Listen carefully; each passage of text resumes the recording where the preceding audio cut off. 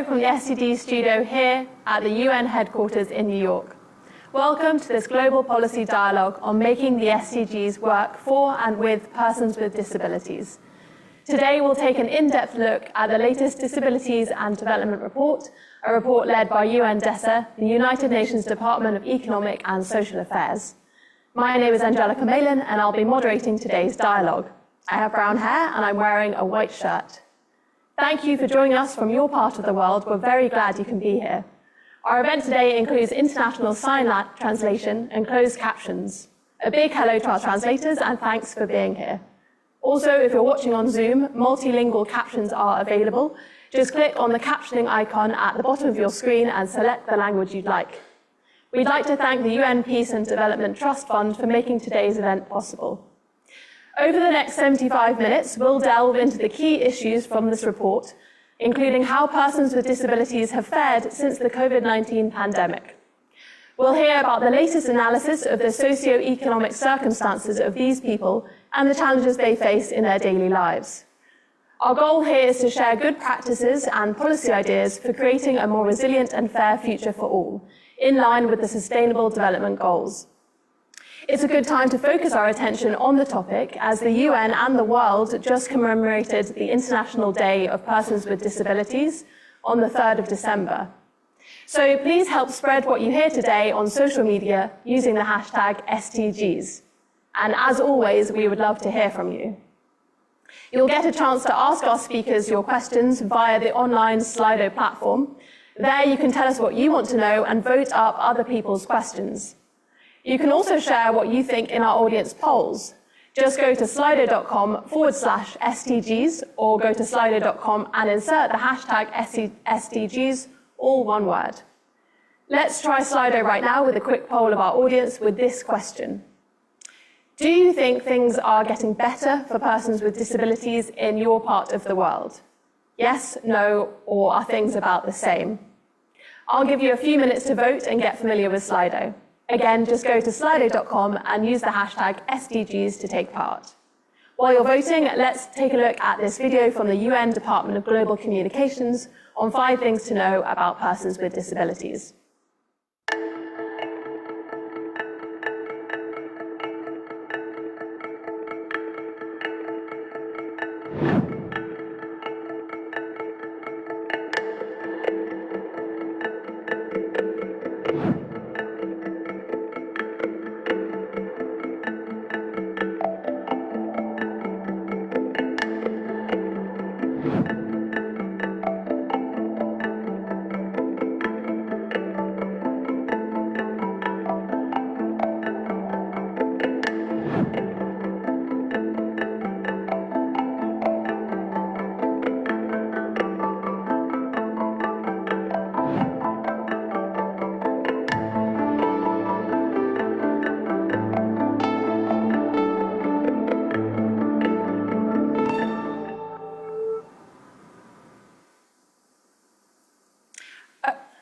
Okay, so I think that makes it very clear that persons with disabilities include many of our friends, family members and colleagues, and that, of course, they deserve a more fair society. So let's see how you voted. Do you think things are getting better for people with disabilities in your part of the world? 37% of you said yes, so great to see a positive result there. Thank you for casting your votes. And now that you've tried out the Slido platform and hopefully feel comfortable with it, here is our second poll for you. What is the biggest challenge that persons with disabilities experience? Discrimination, inaccessible environments such as schools and workplaces, lack of jobs, or something else? And while you're voting, let me introduce our first panel of experts. Here in the studio with me is Maria de Freitas Martino, a Social Affairs Officer in the Division for Inclusive Social Development at UN DESA. She was one of the authors of the Disability and Development Report. And joining us virtually, we have Jose Maria Vieira, the Interim Director at IDA, the International Disability Alliance, and Alexandra Coate, a Social Policy Specialist at UNICEF, the UN's Children's Fund. Welcome to you all. Thank you so much for joining me. And we're posting the link to the Disability and Development Report in the chat box on Zoom and on Facebook so you can check it out. And before we dive into our conversation, let's find out what you, our viewers, think is the biggest challenge that persons with disabilities experience. And the results are in for that. Inaccessible environments was the 53% was the result on that one. So thank you for your vote. It really matters to us what you think. So now it's time to hear from Maria, Jose, and Alex. Maria, thank you so much for joining me. Can you tell me what is the goal of the Disability and Development Report 2024, and how can it help persons with disabilities around the world? Hello, so I have brown hair and I have a black suit. Coming to the Disability and Development Report 2024, this was a report that was requested by the UN General Assembly because the UN General Assembly wanted to know how persons with disabilities are faring in terms of the implementation of the Sustainable Development Goals and also the implementation of the Convention on the Rights of Persons with Disabilities. So this is a report that goes goal by goal and gathers all the data that we could put together, so data for more than 100 countries. The report also analyzed laws from more than 100 countries to try to understand the barriers that persons with disabilities still face and the progress that has been made so far in terms of the implementation both of the Convention on the Rights of Persons with Disabilities, but also on the Sustainable Development Goals. And so 200 experts worldwide were involved in the production of this report so that we could have different views of what's happening around the world. Thank you for sharing that. And just a follow-up question, Maria, have we made any progress since 2015? So we have made a lot of progress. There is a lot of momentum in terms of better awareness of the need to include persons with disabilities and what can be done. However, the progress is insufficient to achieve the Sustainable Development Goals by 2030. So the report analyzed 118 indicators. Only 5 of these indicators are consistent with being on track to achieve the respective target by 2030. We see overall that there is a lot of progress in laws. So a lot of countries have adopted laws on education, on employment that protect the right of persons with disabilities to attend education, and also prohibit discrimination in the workplace. Also, a lot of countries have adopted regulation on accessibility of information and communication technology, so that all new computers or smartphones that are produced are actually accessible to everyone. However, this is a small proportion of all the SDGs. For most of the SDGs, we see still a lot of gaps between persons with and without disabilities. Thank you for sharing those insights. Alex, I know you're familiar with the report. Are there any findings that stand out in the report? Anything surprising or perhaps even a bright spot? The bright spot, I think, it's definitely what Maya was saying, is the change and progress that we see across sector. The downside, I think, it's really the scale and the speed at which progress is made. And I think this is something that we can see in many sectors. One thing that really strikes me is the requirement in terms of acceleration, speed of progress, if we want to ensure that persons with disabilities are on track for realizing the SDGs. I would say that the one thing that really strikes me with this report is data. We have really much better data, including on children, which is one of the key elements, of course, for UNICEF, and we contributed to that. But it's really impressive the quality of the information and the type of data that we can have to document all those differences. And one element I would say is really the policy lag. As Maya was saying, many countries have adopted better data, better laws, and better plans. But it takes time to translate those in reality. And I think what we are facing now is this lag that prevents us to reach the scale of result that we want to have.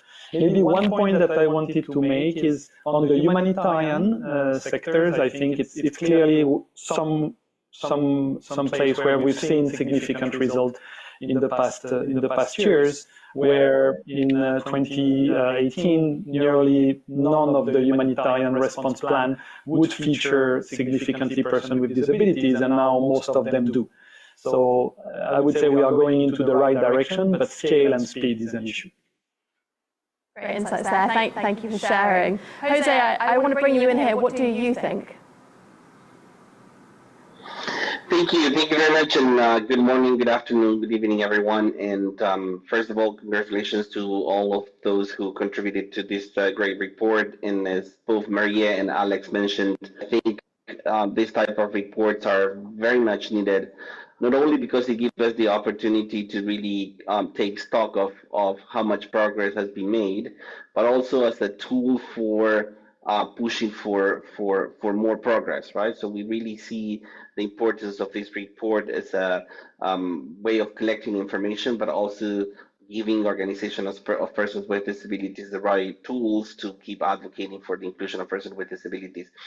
When looking at the report, I would agree with what has been said. I believe that that it is absolutely clear to see the progress made, but I believe, and I think Alex mentioned it very well, that what we need to reflect further is on how we are going to be able to scale up some of the progress made in some specific areas or in some specific context. I do believe that when we talk about full inclusion, we also need to consider who is pushing for that agenda, who is leading on that agenda. And as the report mentioned, I believe the space for persons with disabilities and the representative organizations have a key role to play, along with the governments and UN agencies.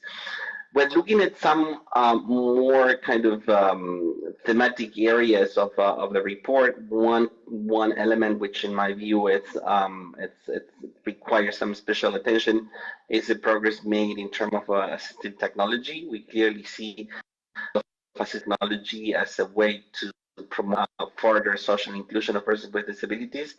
I think it's important to clarify that assistive technology is just one part of the bigger picture, which is inclusion, and we need to be very clear and very cautious of not just trying to use assistive technology as the only tool to promote inclusion. In any case, what we are all working for is a barrier-free society where assistive technology is one of the elements to foster inclusion of persons with disabilities. The very last comment, which I truly think it's important to highlight, is the need for data, better data collection, better data use.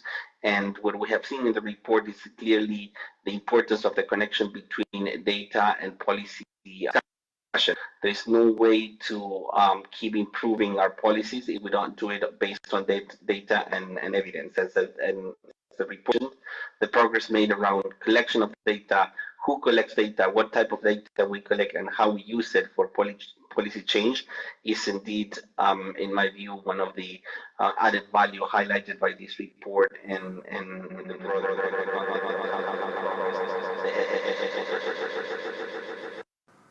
Thank you for those valuable insights. Let's turn to the impact of converging crises of today. We're dealing with lingering socioeconomic impacts of the COVID-19 pandemic, conflicts, climate change. What is the impact of these on persons with disabilities? Jose, perhaps you want to start this time. Sure, thank you. So it is absolutely clear, and I'm not going to say anything that we don't know, but the impact of all these issues such as climate action, human conflicts, armed conflicts, and the other persons with disabilities is absolutely disproportionate if we compare the impact between persons with disabilities and persons without disabilities. I think it's important to remind ourselves as well that when we talk about persons with disabilities, we are talking about such a diverse community where children with disabilities, women with disabilities, and underrepresented groups clearly get even further impacted. So I guess the reflection that this report brings us to, and with a lot of clarity, is how are we going to make progress in including persons with disabilities in these not for sure emerging agendas, but maybe agendas where we realize inclusion or the disability inclusive perspective is much more needed. And I think what the review gives us as a solution or as a possible way forward is basically a combination of what we understand is the approach to advance this agenda, which is based on multi-stakeholder partnership, but also in trying to see up to what extent financing for these issues, along with good system to track progress, and of course, how to ensure meaningful participation of organizations of persons with disabilities, are at least some of the elements that clearly these reports and other works around inclusion of persons with disabilities are really making a difference. What I would basically just to conclude this short intervention here is what we see from this report is when there is a proper and effective combination of ownership and multi-stakeholder partnership alongside financing for inclusive development and track systems or progress track system, clearly the impact of this agenda on persons with disabilities will definitely be much better mitigated, or if we're going to look at it from a positive side, persons with disabilities with those preconditions will be able, through their representative organizations, be more included in this agenda. Very valuable insights there, thank you. Alex, coming to you on that question. Yeah, I would say maybe what did we learn from the COVID-19 and other crises? And I think what we saw, for instance, in social protection is that despite legislation and other progress, many countries were not ready to actually be inclusive in their response to the crisis. And I think one of the things that we see after the crisis is really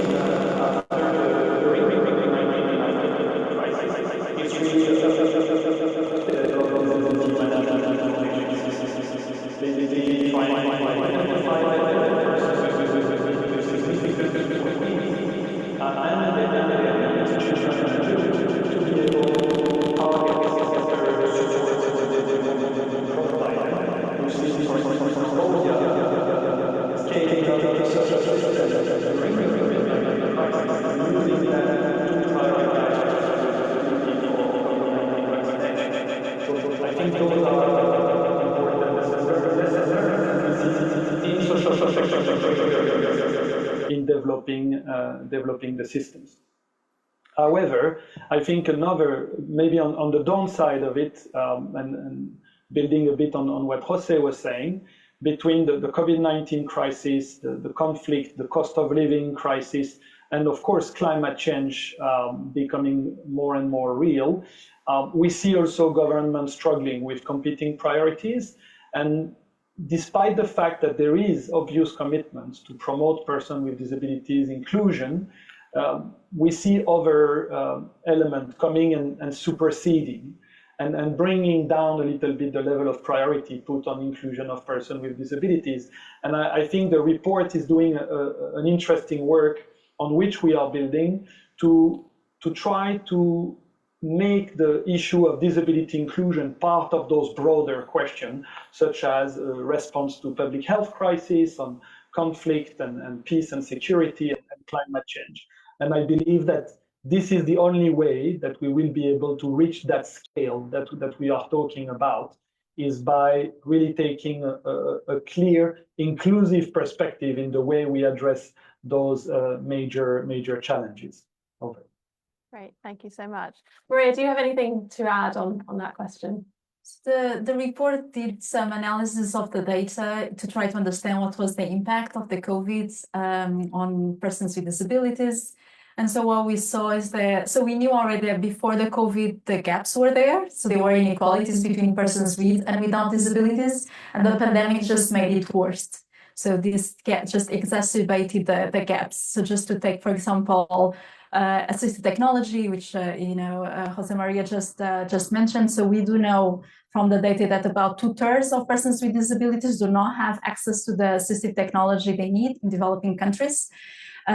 During the pandemic, what we saw is that 1/3 of persons with disabilities who had assistive technology or personal assistant lost it during the pandemic. So it made just things worse. Also, for example, another topic that appeared in the poll, where most of the audience indicated that inaccessible environments it's a major issue for persons with disabilities. We know that during normal times, about half of persons with disabilities indicate they face barriers participating in activities in their communities.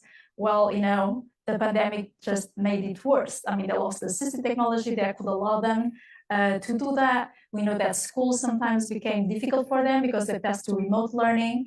About 9 in 10 students with disabilities indicated they didn't have the information and communication technology they needed in an accessible format to participate in remote learning.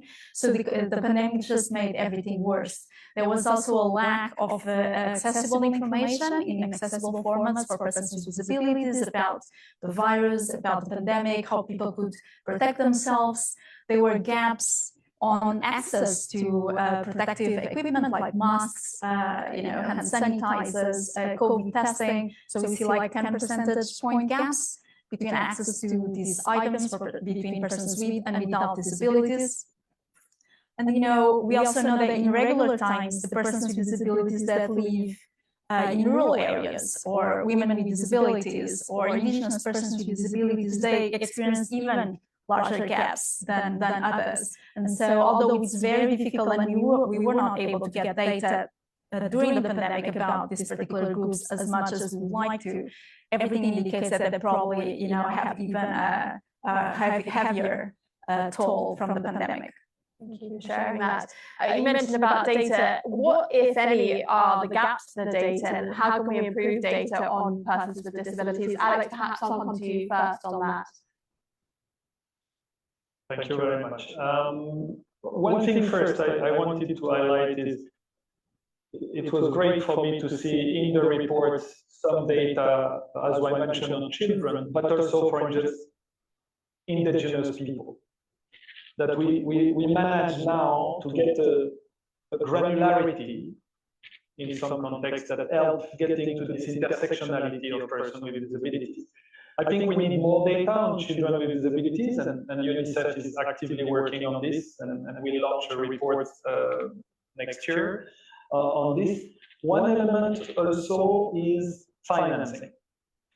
Everybody is talking about financing, and we are currently working in trying to gather better data and analysis, but having a more systematic tracking on government expenditure aiming at supporting disability inclusion would give us a better sense of the efforts that are currently made to support inclusion.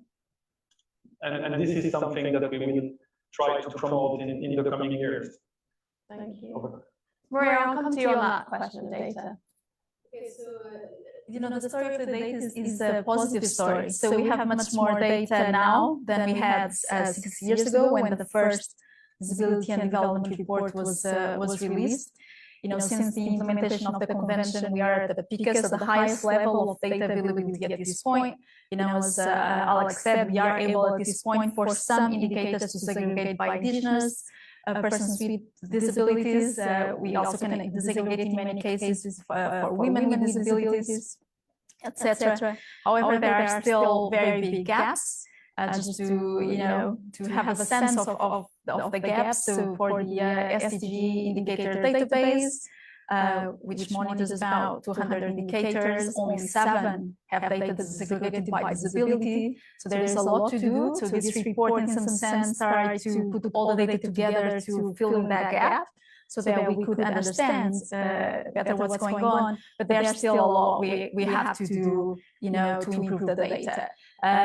So one point I think is worth mentioning is that we also see that there is, disability data divides among countries. So least developed countries have much less capacity to produce data. And although there have been lots of initiatives to build their capacity, in recent years, that's an area perhaps that we need to put more effort in, so that they can also produce the disability data that will help develop good policies to realize the rights of persons with disabilities in these countries. Very interesting, thank you. Jose, is there anything you would like to add on the data question? Sure, thank you very much. First of all, I really echo what both Maria and Alex said. particularly about the need for connecting data with financing for disability inclusion. We need to see what is the potential better data in terms of allocating resources when it comes to disability inclusion. But I would like to add a couple of things that, from the perspective of organization of persons with disabilities, is really important. The first one being that it's never enough to stress the importance of data collection to make good decisions when it comes to policy and laws and programs. Clearly, we have advanced significantly what we describe as a general approach to data, and clearly we see today more data on persons with disabilities, but I think we still have a long way to go to disaggregated data on specific topics, and those can be employment, can be social protection, can be education. So we welcome any effort made around kind of going one level up, and that is to address data and disability on specific areas. The next thing to say is that importance of collection data is not only the type of data that we collect, but who collects it and who uses it. So clearly, any effort that can be made to ensure that the UN system, government, also civil society, in particular organization of persons with disabilities, can collect, use, and advocate for more data is definitely always an additional input and a value add. And the last thing is that we all know that better data will put us in a better position for policy design and program implementation, but also collecting data has a cost, and it's important to address this, and it's important to get the commitment from donors, from government, to invest on disaggregated data for persons with disabilities, not only because that will create better insights when it comes to policy design, but also because we can move forward with a more evidence-based disability inclusion agenda, which in the end is what matters, and this can apply to from education to employment and any other agenda. Such valuable insights from our panelists. Thank you so much. We're going to move to some audience questions now. We have some questions that have come in. The first one is, does the report reflect the right of freedom of expression and access to information and media for persons with disabilities? That's come from Imgarda in Paris, France. Maria, would you like to start with that question? Yes, so the report does look into this. So we were able to put some data together, and there are some good news in that regard. So several countries have adopted policies and laws to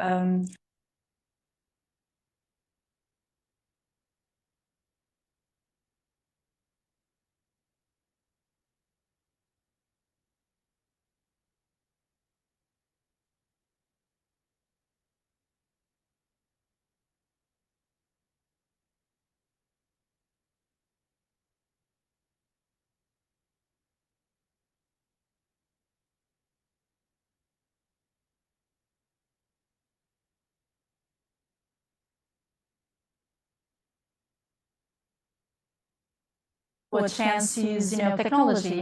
What can we do with artificial intelligence? Can that technology be used to produce accessible forms for persons with disabilities in a less costly way? Because cost is also an issue. So how do we address that? So this is definitely an area that we hope in the future maybe will become easier to produce to fill the gaps that we currently see. Thank you. Another question from our audience is, how do we involve caregivers of persons with disabilities in sustainable development? That's come from Jay in Cameroon. Jose, perhaps I could come to you on that question. Sure, thank you. I think it's very important to include as many people as we can when it comes to disability inclusion. The report actually covers somehow the roles and ability that different groups have, but clearly we see an increasing need for discussing further how to engage caregivers. There is one very important agenda that we see these days coming more across our lives and across our desks, and that is the community inclusion agenda and how we can advance on the care agenda. And for sure, based on the CRPD principles, the engagement of caregiver to support the inclusion of persons with disabilities is fundamental. So clearly, and of course, what we have seen in the COVID pandemic, the role that our caregivers could help persons with disabilities through the pandemic. But at the same time, it's important to always keep in mind that when it comes to the role of caregivers and others, we are very clear about the CRPD principles and the role of persons with disabilities at the center and the rest of the stakeholders supporting persons with disabilities. Thank you. Another question from our audience is, when will the disability agenda be acknowledged as a cross-cutting social justice issue with economic implications for the government? That's from Shona in Cape Town, South Africa. Alex, perhaps I can come to you on that question. Thank you very much. And I think when I was talking about financing, this is definitely something that we are looking at. We are working on a global report for the Global Disability Summit 2025 with different agencies, IDA and other NGOs. And this issue of the economics of inclusion is really something we are trying to tackle. What are the gains of inclusion? What are the costs of exclusion? We have figures coming back from nearly a decade on the cost of exclusion of persons with disability from the labor market, costing from 2 to 7% of GDP in middle income countries. We are recalculating those because we have now better data than we used to have. And I think it's the point that you were making, Jose, also around the care and the care economy is something that has not been acknowledged enough about the fact that many, especially women and girls, providing unpaid care miss out significantly in terms of educational and employment opportunities because of the lack of support and the barriers that face persons with disabilities. So it's this broader impact, not only on persons with disabilities themselves, but on their families. There is a strong gender component as well. And those are elements that we are trying to work on. I think one of the challenges we face, and I wanted to come back to that when we talk about the data, is the pathways of understanding better those economic costs. And the gain of inclusion is something on which we need to invest more so that we have more clarity on pathways and the most effective intervention that can really generate the best progress. One thing maybe to finish, I would say we see a much better, for instance, around social protection. More and more countries are accepting the ideas that for persons with disability to participate in the labor market, they need support because they face cost of disability. And more countries are making disability cash transfer compatible with work. And I think this is an acknowledgement of two things. One, of the cost of disability faced by persons with disabilities, but also about the smart investment that you do in supporting persons with disability to participate in the labor market. So I think we are getting there, but more work needs to be done and more data and research needs to take place. And we will follow up on this point in the coming months. Another question from our audience, could you share good practices or programs to support children and youth with disabilities who might have been affected by war legacies? That question has come from Huong in Vietnam. Alex, actually, perhaps I can come back to you on that question. Yeah, I think that definitely we have a set of programs and activities. I think really rehabilitation and assistive technology, psychosocial support to families, all those exist in many countries. The question is how you combine all this support. And so it connects again with what Jose was alluding to with this community care and support systems. And it's very clear that children that have gone through trauma or youth that have been impacted by conflict, there is the disability in sense of the impairment, the functioning difficulties, the barriers, but there is additionally this trauma that require mental health and psychosocial support for the children and the youth and for the family members. So what we see is the existence of the diversity of those interventions, but not necessarily an integrated support for those children, young person with disabilities and their families. But we see better example as we move on. We have also, for instance, the support for persons that are affected after conflict, and I think it's important to highlight also the issues of children and youth and that are victims of UXOs and landmines. Unfortunately, with the current conflict, we know that this is something that will have a very long legacy. I came back from Laos a few months ago, where this is still a very important issue. So this question of integrated support, the emergence now of better social protection support also, helping those children and especially young adults to also access better vocational training and better economic opportunities. Those are things that we see more and more, but we need more integration for these supports to be truly effective. Over. Thank you. And a final question from our audience here. How can we solve PWD's data collection problems in conflict areas, countries mainly in remote or far to reach areas? Maria, perhaps you can answer that one. Okay, so this is definitely an issue that will need more attention in the future. So one area that is maybe promising is to look at other ways to collect data. And so can we use, for example, data from smartphones, crowdsourced data, to actually get data from people that are in remote areas at this point that are not covered in regular data collections. And the same thing for conflict. During conflict, it's very difficult to go someone around asking questions to people. So can we use technology to get the data that we need? So that's definitely an area that is perhaps promising in getting better data in those situations. Fantastic. Thank you so much for sharing that. We actually have time for just one more question, so we'll ask one more question, which is, how should issues of care work taking a gender inclusive, disability inclusive and anti-racist perspective be addressed? That's from Lauren in Leeds. Jose, perhaps I can come to you on that question. Sure, thank you very much. I think the report itself, some reflections shared by Maria and Alex today, really tackle some of those points.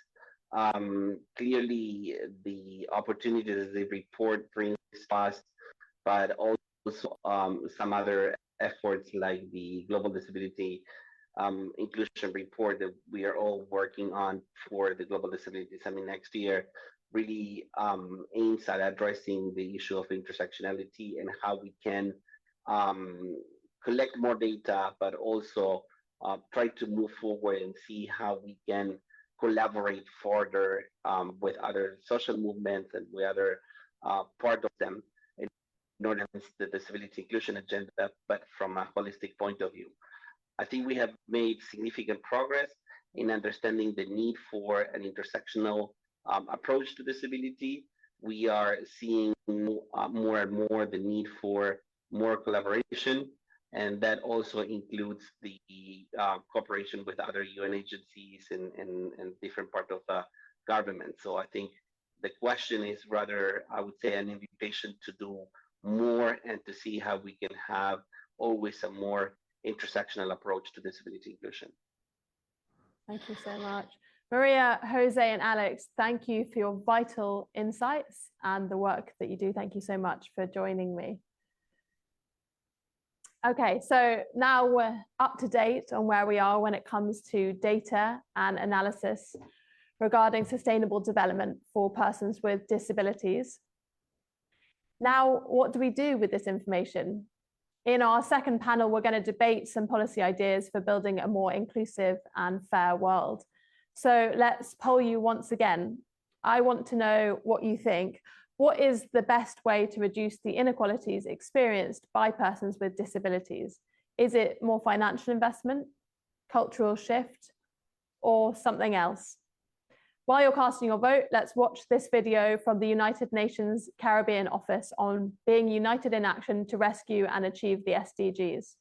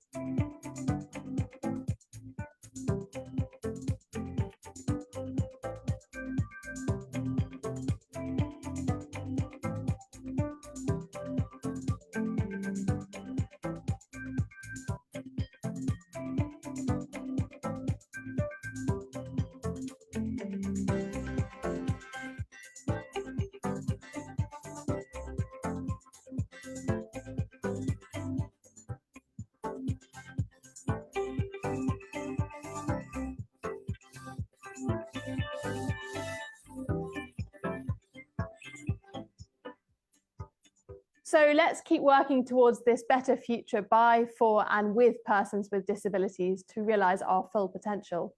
So let's see how you voted in our last poll. What is the best way to reduce the inequalities experienced by persons with disabilities? And 54%, 55% there said more financial investment. Here with me now to talk about this, we have Eric Rosenthal, who's the founder and executive director of the Disabilities Rights International, and Ola Abulagaib, director of the Global Disability Fund Secretariat. And joining us virtually from the United Kingdom, we have Nora Gross, who is the Leonard Cheshire Chair of Disability and Inclusive Development at the Institute of Epidemiology and Health, which itself is at the University College London. Thank you for being here with me today. So the Disability and Development Report 2024 says we're off track to achieve the SDGs for persons with disabilities by 2030. So starting with a broad question here, what kind of investments and solutions would get us on track? Ola, perhaps you'd like to start. Thank you. I mean, unfortunately, the report already confirmed and all the global data that we're far away from having inclusive financial development. That is a key element when it comes to supporting the rights and needs of persons with disabilities. We're facing a global crisis. We know that the ODA money is cut across the globe to respond to all the crisis going on, started with COVID, then the humanitarian response to climate change. And unfortunately, the first line item we see that's under risk of being eliminated from any budget of investment is disability. And that's why we are constantly of a catch-up mode to try to voice for the importance of equality on those investments. And with that data, and the vote was also clear to us to indicate that with no investment, we can't make sustainable changes at country level. There needs to be a twin-track approach to that. We need to see the mainstream investments, whether in humanitarian or development, to be inclusive, but also we need to have that dedicated funding that goes to disability-specific funding. So that's the gap, and we're hopeful the coming years, we will have that bigger shift on that to change the data where this report indicated we're still far away from where we need to be. Eric, coming to you on that one. I think you got it exactly right. The principles are great, the laws are great, but if you don't put funds behind it, it's not going to happen. Nora, is there anything you would like to add on this question? Well, I think Ola has given a really good, succinct summary of some of the issues, or some of the key issues. I'd also like to add, maybe we get so used to asking these key questions that we sometimes forget to ask, what are we missing? And I think that because this important report kind of lays out a foundation, we can look more generally and say, are there things that we're missing in the questions we're asking right now? Let me give you two examples, just really quickly. We collect a lot of data on education, and that's moving forward, but almost all the education data surrounds children and sometimes adolescents. Very important, but we ask nothing about adult education on lifelong learning, even though we know that a number of, perhaps majority of people with disabilities worldwide who are now adults, even young adults, have not had as much education as they could benefit from or that they might want. So we don't ask, and we don't collect much data on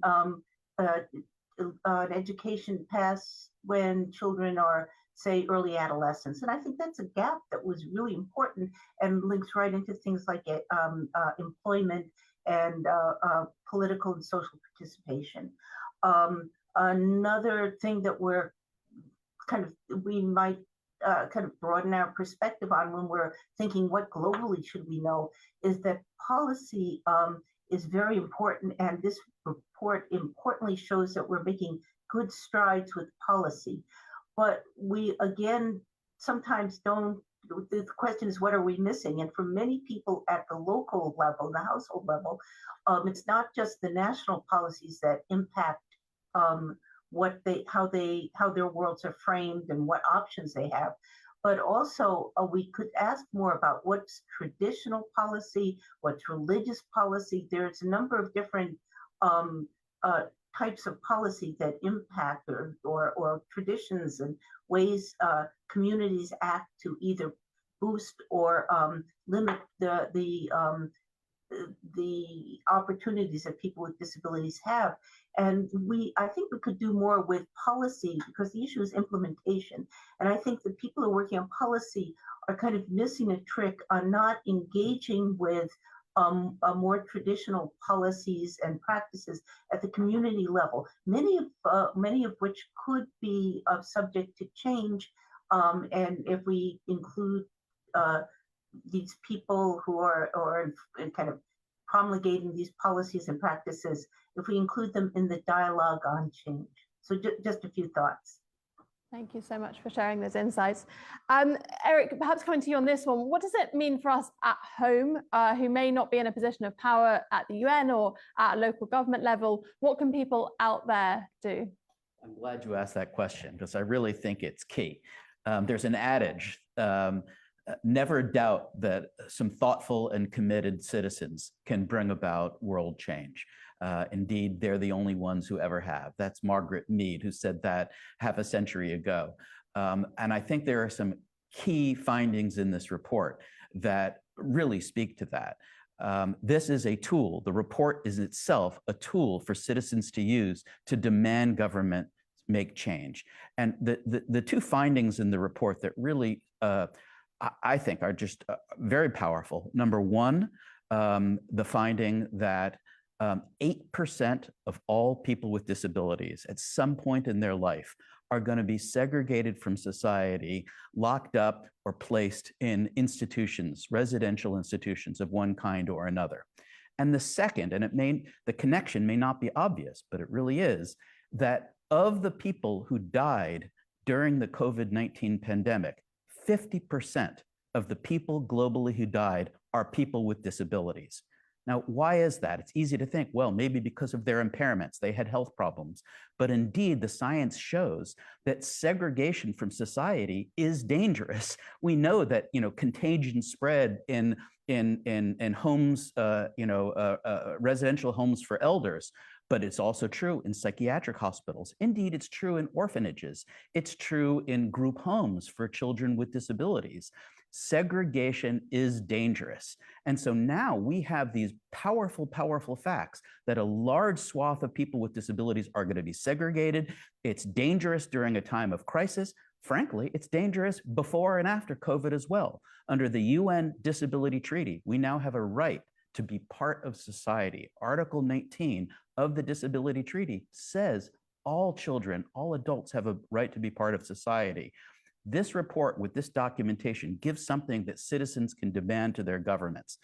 In countries that have abolished segregation in institutions, it's been citizens. It's been parents of children with disabilities. It's been people with disabilities themselves, allies in the human rights and civil rights field that say, we are not going to tolerate this anymore. Well, now they can use this report to say, this is dangerous and we're not going to allow this to continue.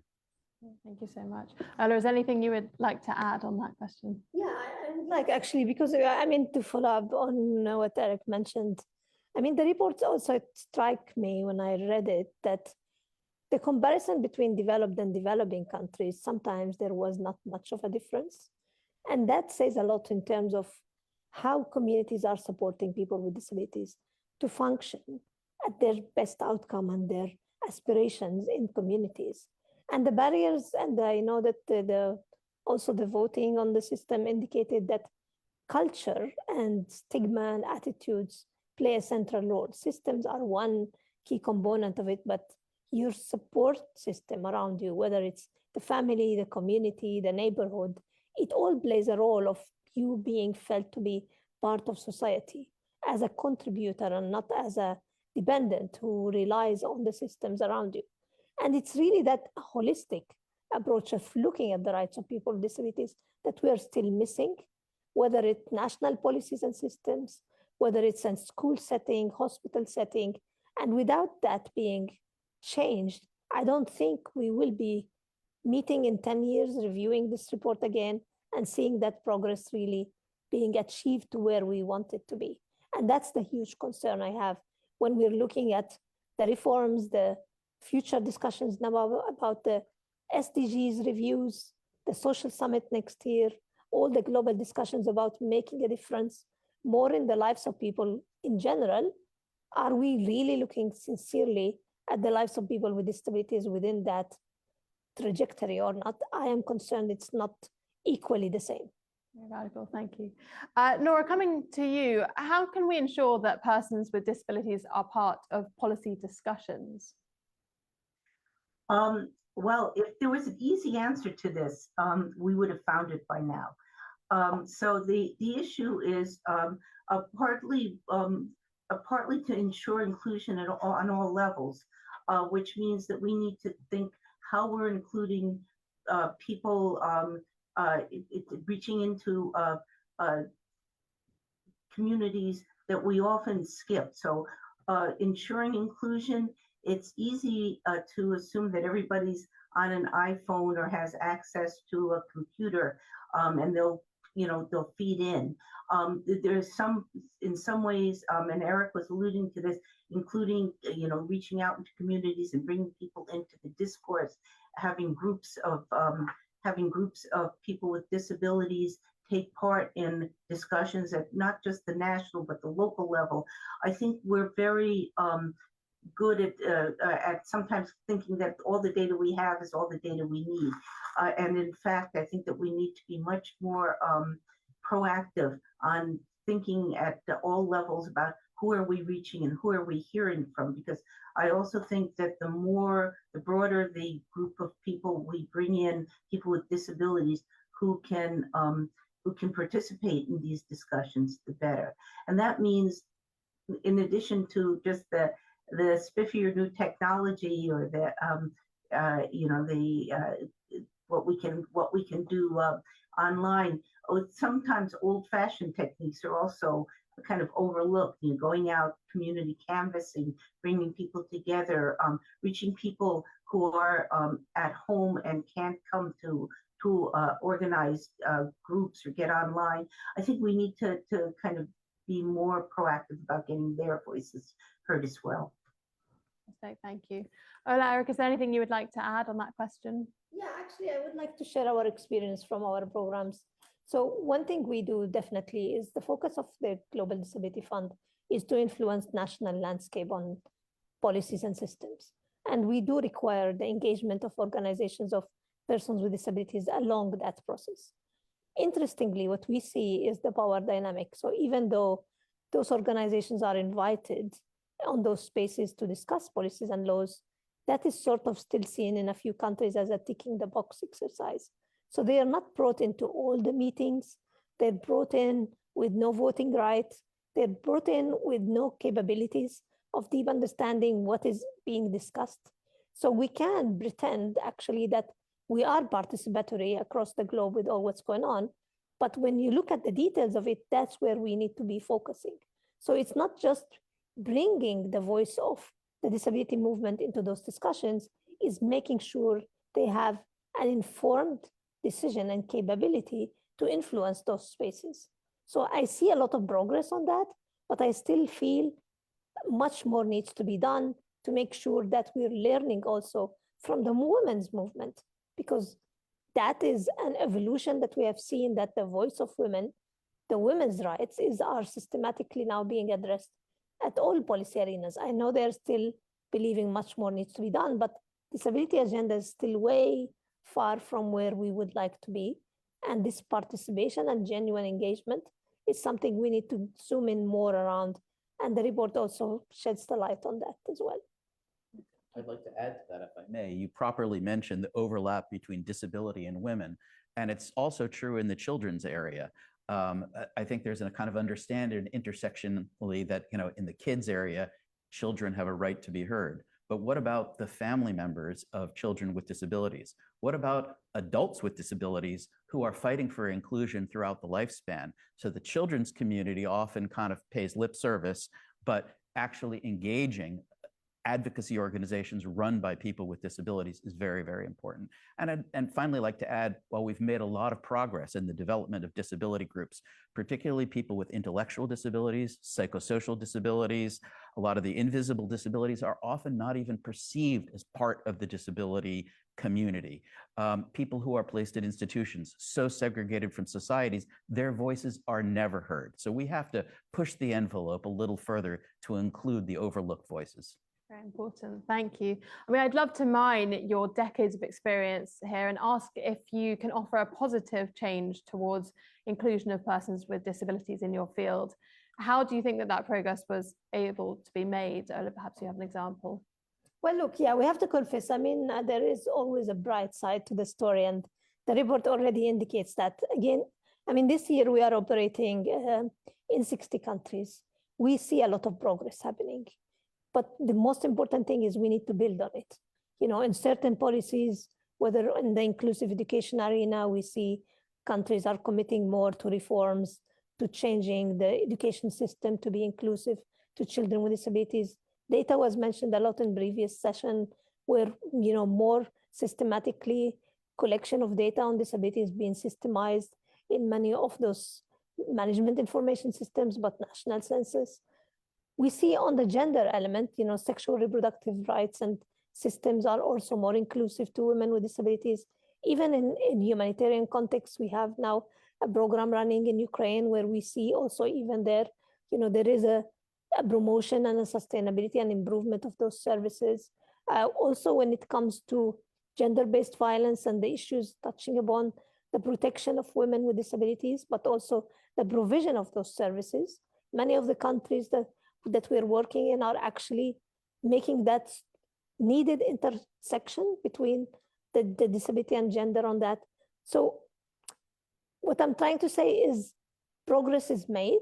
There's a lot to succeed about, but what we are missing is this interconnection across policies, because the success is made in one corner of the government in a certain policy element or a service, but it's not been seen touching upon the life cycle, the individual rights across the services. That is what is missing, but pockets of success are existing more and more in many countries that we are working in. Thank you. Nora, perhaps I can come to you on that question as well.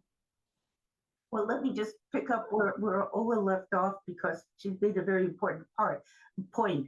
I think that instead of reinventing the wheel often, one thing that we could be doing is where there's progress on a national level in one area, say sexual and reproductive health or education, it stays at the national level in that one area or with one ministry.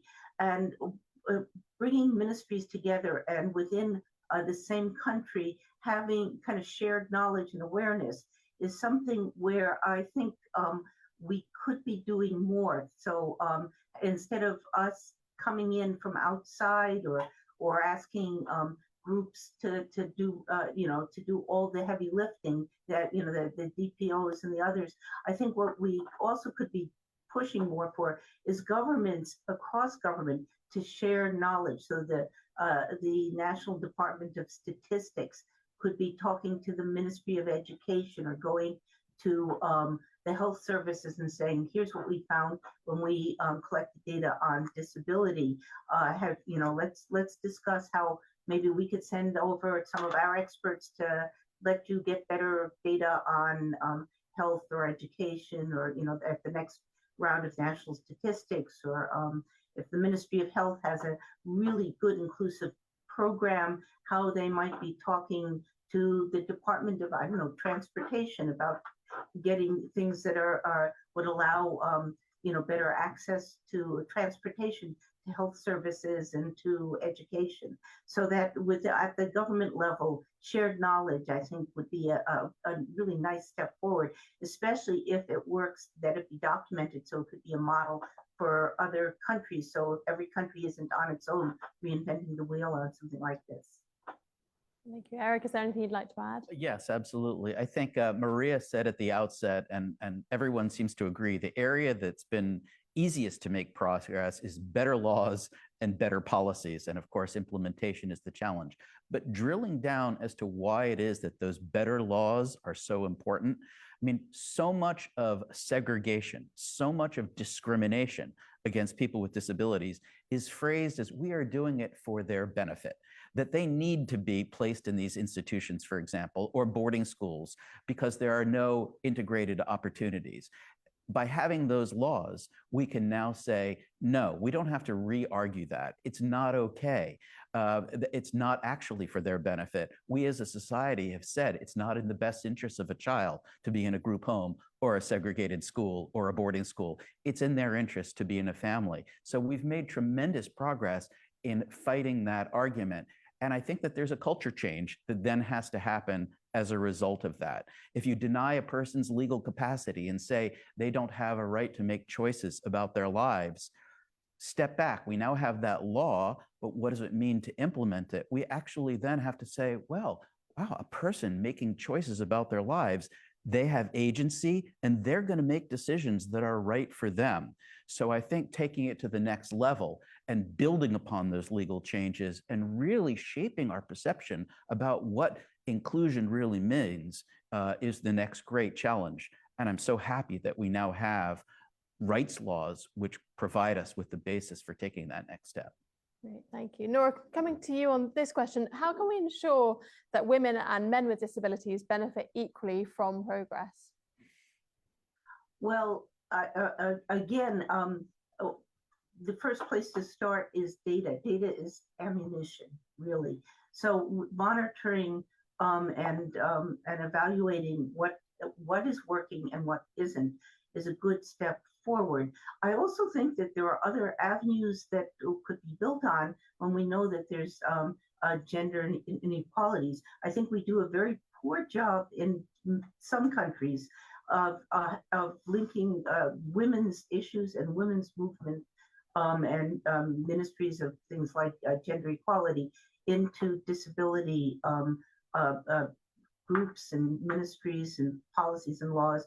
So I think that it's not just a question of disability and gender, but to see things more broadly and to link women with disabilities into broader initiatives to seek gender equality. And I think that there's, in some countries it's done well, but in many countries I think it could be done better. Anyone like to jump in and add anything there? Yeah, I mean, one thing in terms of like equality across gender is very critical. And, you know, the voice of women with disabilities has been absent in many cases, even within the disability movement itself. And that's a key responsibility of all of us to make sure that voice is strengthened and they have the space also to fight for their own rights. But also when we're designing and implementing programs and supporting governments to commit to services to be inclusive, we need to keep that element of equality within the disability movement in mind, because in many cases, there are other barriers that are not considered, because maybe the service itself on paper is inclusive to all, but we're not taking into consideration the cultural barriers, the affordability of those additional costs to that service. So there are many elements that needs to be considered. Part of it is the voice of the right holders, but also how far the system itself is inclusive to all the diversity of the disability inclusive community, including women and girls with disabilities as well. We discussed in the first panel, the world is facing significant threats, including climate change and conflict. How can we ensure that the responses to future crises are inclusive of persons with disabilities? Yeah, unfortunately, now we have unfortunately, again, the realities on the ground that tells us that the world is failing people with disabilities in such situations. You know, we have the Ukraine crisis, Palestine, we have the climate crisis hitting us across the globe. And on the news, you see the first thing that people with disabilities are the most, affected. In many cases, it's their lives are lost because of this situation. And this is a vicious circle because we have known that for so many years. And until now, we're not prepared to be inclusive in response. So my first point, and we are also working on that more systematically in our new strategy, is preparedness. We need to be ready to be inclusive, not to be awakening to that few months after the crisis that people with disabilities are being affected. So this is where things need to start, in the preparedness of the crisis, the climate. Now many investments are made, a lot of investments in terms of climate preparedness. Where is disability in that? Whether in the investments themselves, the national adaptation plans. So that needs to be inclusive. But also in the response, we need to be acting immediately. We can't wait for weeks and months to pass to come in with a disability lens. And this is to be, who to blame on this? I would come back to your first question to me, is about investors, donors, because they are the ones that come in with the support to those situations. Are they enforcing that disability needs to be across the streams of work? I would say, unfortunately, not. And that's why this is where we first have the first missing of the element. Then all the organizations that are responsible for the response and protection, some of them are looking into disability, others are not. And the monitoring systems and the data, again, is not touching enough systematically about the impact and the response to people with disabilities. So with all that encompassed, unfortunately, we end up always with the same result, that people with disabilities are losing their lives, they're affected, whether people with disabilities before the crisis or who became disabled during the crisis, they're both suffering equally and then ending up isolated with worse health conditions and more dependent on their families, which ending with those families being in poverty and isolation from community. Eric, is there anything you'd like to add? Well, those points are absolutely.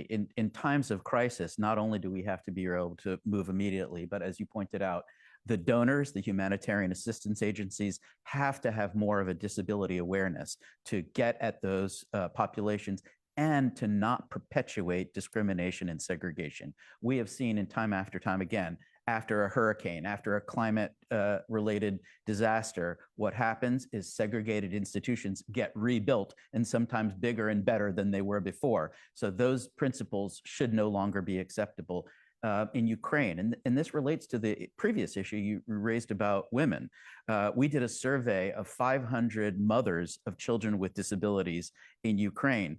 And what we found is, amazingly enough, when the men are off fighting at war, and a problem that exists throughout the world is when a child with a disability is born, very often families break up. So it's actually the women who are protecting their families. It's a women's rights issue. You've got to empower the women if you want to protect the family. But in our survey, a lot of generous donations are going into Ukraine during a time of war, but people don't think of those women. They don't think of those mothers who are the last line of defense, who are trying desperately not to place their children in institutions and to promote recovery. And the humanitarian agencies have largely overlooked them. So we've got to look at that community. And at times of crisis, it's particularly important that we support families and that we support inclusion and that we don't rebuild those segregated structures that are so dangerous. Thank you so much for your insights. We're going to move now to some questions from our audience. So the first question we have is, what can be done to integrate youth with a disability more effectively into the educational system? That's come from Michael in Kenya. Would anyone like to jump in on that question? Well, absolutely. Again, in terms of the overlay between disability and youth, empowering families, empowering adults to deal with the children's issues, and youth themselves have a critical role. We have found in many countries that the stigma against disability is so great that parents are pressured literally to kill their children. And what we found is that young families, youth, they are the ones fighting back. And so we've got to support them so that they don't give in to that stigma. We often look at, where are models that are effective? And what we look at in looking for models is, where is the international funding? And yet what we see is youth and families with no international support, often no domestic support, fighting against those stigmas to make sure that families stick together and that people are, and so giving them credit for the courage that they take in demanding their own inclusion is something that we really need to support and replicate. Great, thank you. Another question here, how do we ensure meaningful participation of underrepresented groups to make sure no one is left behind? Ola, perhaps that's something you could. Yeah, I mean, as I indicated earlier, meaningful participation is a nice word, and it's very commonly used now that everybody is like stating they are really putting it in practice. But how inclusive that is a big question, because it's not, as I said earlier, it's not just bringing the voice of the disability community around the table, it's making sure that that voice is also representing the diversity of the movement. We talked about women with disabilities. We talk about, persons with hearing impairments or intellectual disabilities or learning difficulties. Are we inclusive of all that diversity and holistic representation when we are bringing people for consultation? Are we inclusive in the environment? It seems like it's a forgiven, but it's not. Even those meetings and spaces of consultation, are they really genuinely providing the accessible environment for people to be able to comprehend, participate, voice when things are not clear? That is a small thing, but it's a critical one. Even provision of accessible transport is also sometimes a barrier for people to engage in such meeting. They are invited and then assumed to be able to afford just being in that physical space. So these are key elements that if we can easily miss them and still assume or claim that we have done it properly because we can just show the list that we have been inclusive of that. And the implications of that are very critical, because if we are in discussion about a certain policy reform and the voice of those groups are not part of that discussion, we can easily miss their needs and rights, which was indicated earlier, that there are specific elements of any setting of policy and service that can be easily missed for certain groups of people with disabilities. Thank you. Another audience question here. What special decisions are envisaged for persons with disabilities of the small island developing states? That's from Felicity in Mauritius. Nora, perhaps you would like to come in on that one. Actually, I'm probably not the right person to ask. Ola's probably the right person to ask for that, because I'm not a specialist on small island states. But let me maybe turn that over to Ola for follow-up. Of course, I mean, from what we work at the Global Disability Fund, we work on different contexts.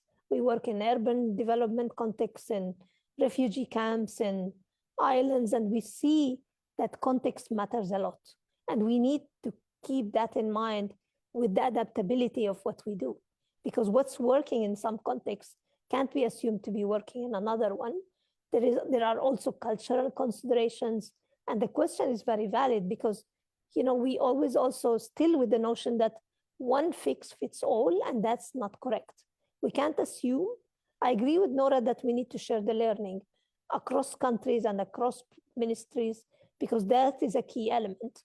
But we need to keep in mind with that an adaptability needs to be considered, because what works for me as a person with disabilities doesn't work for another colleague who may have the same type of disability. And this is a wrong assumption that exists, by the way. So the context, but also there is an assumption that all people with disabilities needs the same things. So if I design one thing, it needs to work for all them all. And it doesn't take into account if I'm living in a refugee camp where I don't even have a proper toilet to use. It's not like when I'm living in an urban city in an apartment that I can just use public transport. You know, in islands, transport probably will be through boats that needs a complete different accessibility requirement, cost, availability. So that detail is very key that we need to consider when we are coming to a context to support, because that's a cautious that we need to make, because governments may assume also that whatever worked in this context can be just taken, you know, this policy transfer is not on disability as a risk, it's across the globe, but on disability is actually more risky, because this do no harm is something we need to be cautious about, that we need to make sure whatever we're supporting is actually not pushing people with disability actually out of the community when we design certain areas of work, especially with even technology. Technology can be an enabler, but it can be also a barrier. And this connection in islands or again in humanitarian context, there's an assumption that everybody is connected and can voice and can act, but it's not always the case. Interesting insights. Thank you so much. Nora, would you like to add?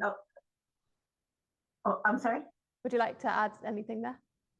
Oh, yes. I completely agree with Ola, but I also think it's important that there be an emphasis. Small Island States are a good example. There are national issues or issues of local concern that affect everyone. And I think that we want to make sure that the voice of people with disabilities aren't segregated into just disability-specific concerns, but that they also play a role in big issues that affect everyone in the community. So they need to be also part of big discussions that are, you know, that have to do with the fate of or the future of the whole community. And so it's we go back to the twin track, which is you know, general and then disability specific. We need both, but we want to make sure that people with disabilities have a say in the communities in which they live, in the countries in which they live. Time just for one more question from our audience. What is the best path to unity so that we can truly triumph over these challenges? That's come from Seth in Detroit. With either of our panelists like to. Well, it comes back to those citizens that I mentioned earlier, that, you know, citizens banding together to make change. Listen to the people, make sure that our policy making is truly an engaged process and that people with disabilities and families are recognized. Participation by people with disabilities is now a recognized human right. And by bringing in that broader perspective, that's how we're going to develop effective policy and implementation.